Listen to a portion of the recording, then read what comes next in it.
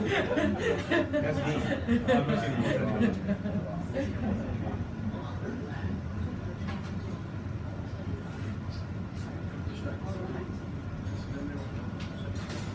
Test, you hear me? Yes. Perfect. All right, probably I'll hold it like this. As if I do like this.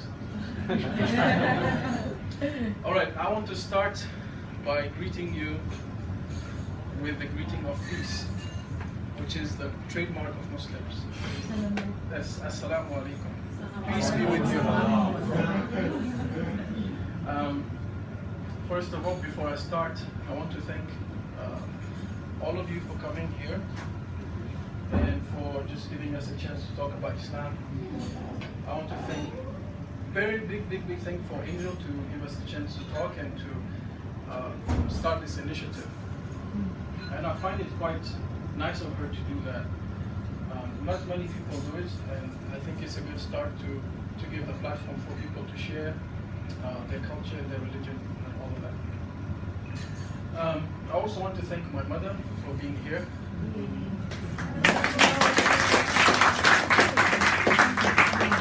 She has always been so supportive to me, and although she's leaving soon, I always appreciate her presence. And my friend Salam, who has been, I've been acquainted with him through my Arabic class, and he was my student, and you know, I said jokingly to Angel that he was my protege, but he's a friend, he's my friend. And of course, Karen, who is here, who has introduced me to Angel, and she also was a student of mine. Okay, so I think I also want to thank Jackie for giving that great presentation. I'll give a big shade of myself because my presentation is going to be simple compared to yours. Not that technical and thick and very detailed, but I'll try to make it a bit sophisticated as well. First and foremost, I think what I want to show through this presentation is that ISIS and Islam, they shouldn't be together, because ISIS is not just un-Islamic, it's anti-Islamic. It's like the antithesis of Islam. If you're a true Muslim like me, I hope I am, and if you practice your faith on a daily basis, you don't really see yourself recognized in the practices of ISIS. So that's like my theme in the presentation. So let's get started. I want to give you a little bit of perspective. My presentation is maybe 90% about religion and maybe 10% about politics, although it's not really politics. But first, let's talk a bit about Islam and war. The perspective of war in Islam. Now, many people, I just realized that the font is so small. Many people think that Islam is a violent religion. And ISIS. There's a test? I'm so sorry. I just realized now. Okay, don't worry. Everything that you will see on the screen, I will say. So I'll mediate that. Now, we see that ISIS is probably a cover or a mask for what Islam is, and people say, yeah, if it's ISIS, then it's because Islam is like that. Well, in fact, if we really study Islam, we know that ISIS is not presenting that, because there is a repeated idea in Islam that wars and fighting is self-defense, is defensive. Okay, it shouldn't be offensive. You don't wage war just to attack for the sake of attacking, but you are doing defensively. And I'm not just speaking out of my own desire or whims, but I will show you from the Qur'an, from the texts, where it says that. Islam prohibits the killing of non-combatants, first of all, people who have nothing to do with conflict between two people. Even in times of war and conflict, there are certain rules, and the Qur'an texts and verses are very clear. God, in Islam we say Allah, but it's capital God, it's capital G, God with capital G. Repeat to us many times, do not aggress. Do not aggress.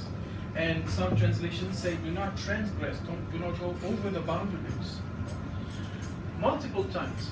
So for example, if one is attacked, one is permitted to fight back. But if the other party refrains from aggression and offers some sort of peace or conciliation, then we are told to stop fighting, not to engage in fights. And aggression is never permitted. For example, if I take a chapter of the Qur'an, chapter 2, verse 190, it says, and fight in the cause of God who fight against you, and do not commit aggression. Indeed, God does not love those who are aggressors. It cannot be more clear than that. It states it. And in fact, there are multiple verses like that in the Quran. So this idea is repeated again and again. So if we look at additional references, and of course I put the references for you guys to go back and see. If you have a copy or translation of the Quran, you can check it for yourself. So chapter 5 verse 87 says, "O you who believe," so people like me should just say, just do like this, yes. Pay attention. "Do not prohibit good things that are made lawful by God, and do not aggress. God dislikes the aggressors." Again. Another extract, chapter 8, verse 61, talking about people who are engaged in conflict with Muslims, for example. "And if they incline to peace, these people, then incline to it also, and rely upon Allah. Indeed, it is He who is the hearing, the knowing." So if people offer you peace, you have to do it. You have to offer peace. And then chapter 4, verse 90, "If they leave you alone, refrain from fighting you, and offer you peace, then God gives you no excuse to fight them." So the bottom line here is that fighting is permitted defensively, but not aggressively, and not aggression. There is no legitimation of aggression. I would encourage you all to dig into the Quran translation and see it for yourself to figure out if this is true or not, and not believe what people say about Islam from the media. And of course, your presence here just shows that you have, you have a positive inclination to accept that Islam is not ISIS. But just for the sake of intellectual curiosity, I will just engage you to see the text and see what it says. Now, when it comes to ethics in warfare, let's say a country, a Muslim nation, is engaged in war. What are some of the recommendations of the Prophet Muhammad, peace be upon him? We always say that. And we always say that for all the prophets, by the way. We also say it for Jesus, Moses, Abraham. We always add peace be upon them all. So, I will come a bit to this later, but just let me clarify this point. Here's the reference also. This is not from the Quran. It is from the documented narrations of the Prophet. It means the narration of his lifetime, of his lifestyle, of what he said to people, of his teachings. And these were all, of course, and they were documented later because there were a number of narrators, a chain of narrators, and because of the repeated narrations, they became documented and established. So what did he say? The narrator is called Abdullah, and he said, during some of the battles of the Prophet, a woman was found killed. And Allah's Apostle, meaning the Prophet Muhammad, disapproved the killing of women and children. And this is what he said. Let's check it out. "I advise you 10 things. Do not kill women." Let's count women 10, right? "Or children, or an aged, or an infirm person." Infirm means sick, means someone who's handicapped, for example. "Do not cut down fruit-bearing trees." That's number 5. "Do not destroy an inhabited place." "Do not slaughter sheep or camels except for food." "Do not burn bees, and do not scatter them." "Do not steal from the booty, and do not be cowardly." These are 10 recommendations. The reason why I wanted to show you this established narration is that this goes from the small insect to the large animal, from the human, from the infant to the age, to the women, to the man, and also to the inanimate buildings, trees, right? So can we think just for a moment, stop and think, is this practiced by any country in the world, let alone ISIS? I think even if we say that people who are on the friendly fighters of ISIS who want to eradicate, they will not be following this. Not even ISIS, let's not just forget about ISIS for now. So these sets of instructions are very conservative, okay, are very tight, meaning that it's not for pure annihilation. War is not to annihilate people. It has to keep some structures. You have to protect the poor. Okay. Now, when killing innocent people, I'm alternating between the narrations and the Qur'an, which is the book, the holy book of Muslims, because these are two very important references for Muslims to go by in their lifestyle. And one of the basic commands that Allah has made to us in the Qur'an is to cherish life and not to desecrate it, to cherish life. So this comes against what ISIS is doing, and Jackie has shown that instead of going with the knowledge, right, they are doing it in a brutal way. They are not engaging with the texts and with the knowledge to establish a structure or a state or a nation, but they are doing it by wiping out things. So they have become, of course, notorious for the killing and massacre of random civilians, and in the most violent of manner, right? We know that it's quite graphic sometimes. But Islam teaches us the opposite. It teaches that we have to cherish life. And also, it is in contradiction what they are doing with what Muslims themselves. It is upsetting us. Not just you. We are the first people who are upset by this.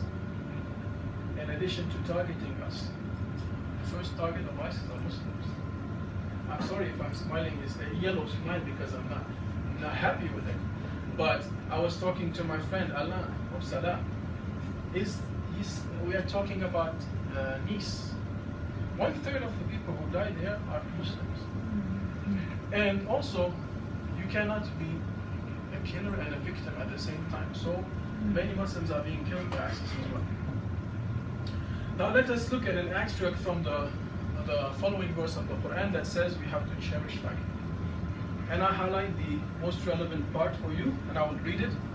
Whoever kills a soul, unless for a soul or for corruption, done in the land. That's what. Because I know the Arabic, but the translation I have to look for. It is as if he has killed or slain mankind entirely. Isn't that an amazing statement? Whoever kills one soul, it is as if he has killed the entire humanity.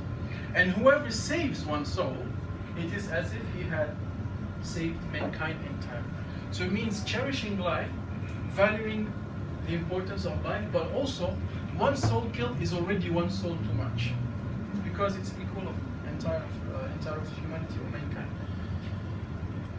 Now we see also sometimes the images of ISIS of people who are like mass converting or like forcing people to convert to Islam. Is this really what Islam is teaching us? That we have to force people to become Muslim? All of you must become Muslim. Don't be scared. So it is not part of this teaching of Islam that is spread by Orientalists who say that Islam is to be spread by the sword. No, because it contradicts the prophetic traditions who is asking us to convey or to invite. The Prophet, peace be upon him, used to say, convey from me even if it is one verse. Okay? I hope I'm doing it today. I'm conveying, and when you convey, you don't force it down people's throats. You're inviting, you're just telling them about it. And of course, this is what we call the modus operandi, or operandi, a way of doing, which is also explained or which is echoed in the Quran. When we convey things, we invite, right? When I convey you to come have dinner, I invite you. Like you did today, right? You convey me, you invite me. You say, come or else. We didn't do that. And it says in the Qur'an, invite to the way of your Lord. How? This is my comment. Invite to the way of your Lord. How should we do it? With wisdom and good instruction. With wisdom and good instruction. And argue with them, the people who have not accepted Islam, with a way that is best. Good preaching, good talking.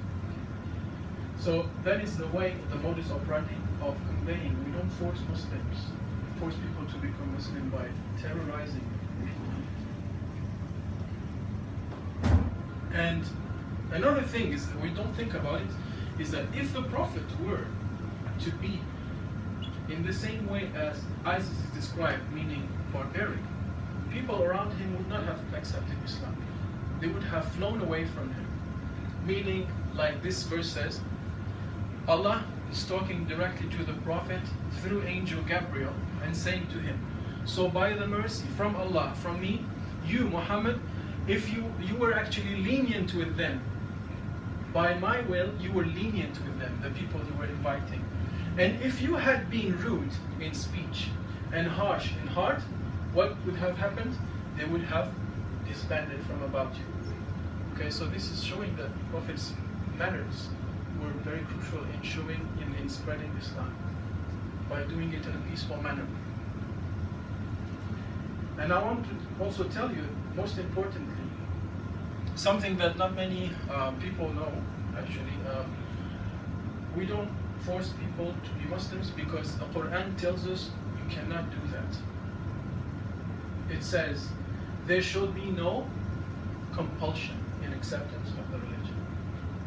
It's clear, right? There should be no compulsion in acceptance of the religion. You cannot force people, because where is the religion? Where is the faith? It's here. You cannot force this, right? You can't force the body, maybe. You can force a prisoner to do things. So, you can enslave them, you can chain them, but their heart will always belong to them. So that is why Allah tells us, you cannot force people to accept Islam. You have to do it slowly, and if they accept, but you have to convey. The mission is to just convey. Now, I want to show you this this image, and I'm sorry if it's small again, but this is a synthesis of the ethics of war as taught to us by the Prophet, peace be upon him, Prophet Muhammad. And it goes from don't kill a woman, this is repeating the narration that I mentioned earlier. Don't cut a tree, cherishing the vegetation. Don't kill an infant, don't kill a child. Don't kill a patient, someone who is sick. Why would you kill him? Don't kill an old man, old, fragile people. And don't treach. You see that one, treaching means like killing, but in a very low way, that just people who are defenseless. Don't kill a monk. Now we're coming to the faith. We respect other faiths. Someone who is from another faith, a monk, don't kill him. Just leave him, let him be. And don't demolish their temples. Don't abuse a corpse. We see a lot of that. It's like ISIS is doing some Hollywood things, like showing us horror movies with all of these burning and slaying and all that. But it's clearly showing us that in Islam we should not do that. We shouldn't abuse a corpse. I tell you something, this is probably a small digression, but in Islam one of the things we are commanded to do once a year is to sacrifice an animal, because we are celebrating the offer of Allah to Ibrahim, to Abraham. Once a year we do that, but we have an etiquette in doing that as well. We have to make it in such a way that we don't make the animal suffer, for example, and we have to make it so that no other animals witnesses that. So we shouldn't do it while another animal is looking at it. But people don't follow. People sometimes they just do their own religion. They are not close enough to the text. They just try to do their own religion. Let's continue. It says, don't slaughter an animal except for eating. Don't destroy a building. Fulfill covenants. If you have an agreement with someone, fulfill your agreement. You have to be honest. You have to be truthful to your covenant. Treat captives well and feed them. Don't force anyone to be a Muslim, and forgive those who give up. Okay. Now, let me ask you one question. Does this sound like what ISIS is doing? I don't think so. Assuredly not. Now, I will continue a bit more. The Prophet's recommendation on dealing with people now, just generally speaking. When dealing with people, Islam has a complete set of instructions from the Qur'an and from the Prophet's life. And for example, in this narration, Anas, who was a companion of the Prophet, peace be upon him, reported that he, the Prophet said, make things easy and do not make them difficult. Make things easy and do not make them difficult. Cheer the people up by conveying glad tidings to them and do not repulse them. That's how to deal with people, to talk to people. And it's equally echoed in the Qur'an when Allah says, Allah intends for you ease and He does not want to make things difficult for you. Okay, it's the religion of the middle, it's ease. Now I will continue for a few more slides by Allah's will, inshallah, like we say. How to deal with other faiths. Now, we have witnessed that ISIS has been martyrizing or scaring other communities, other faiths across the world. And this is, of course, not part of what we are taught, because in the hadith or narration, the Prophet says, whoever kills a person who has a truce with a Muslim in Syria or in Iraq before ISIS came, many communities, many religions used to live in harmony. Right? They actually, even in modern day Lebanon, there are lots of denominations, lots of Muslims who are from different denominations who live in harmony. Right? It's not ideal because we're not angels, we're human beings, but at least they don't kill each other, regardless whether they're Christian, Muslim, Jews, or another faith.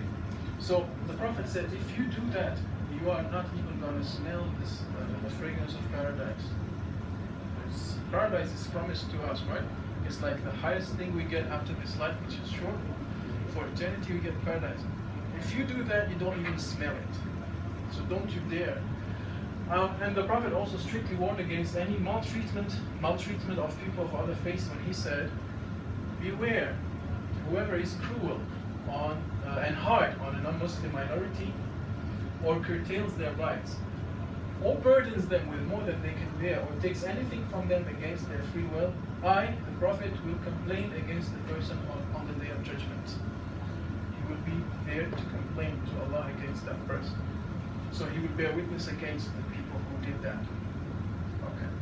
Now, the following pictures are just to show you that by analogy, I don't have any offensive pictures, don't worry.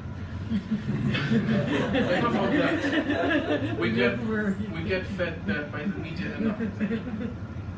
But by the same analogy, I think people here are from different faiths. And out of respect, we feel offended when people say that ISIS is Islam. And by the same analogy, I always say, if really ISIS represents Islam, then the KKK represents Christianity. What they are doing then is part of Christianity. Of course not. We know that. Muslims, we know that it's not. And another one, probably more recent. If it represents Islam, then of course what the Buddhists are doing in Burma are also part of Buddhism. But we don't know. It's not. Okay. I have a couple more slides to show you, but I think Jackie took care of it very well.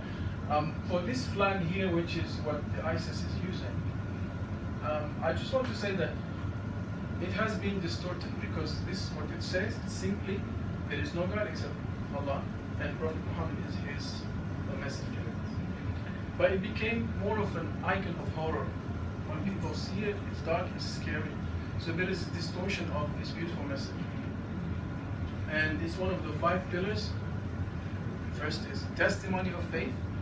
Every Muslim, when they enter Islam, if they are not born a Muslim, they will say, I believe that there is no God except Allah and Muhammad is his prophet.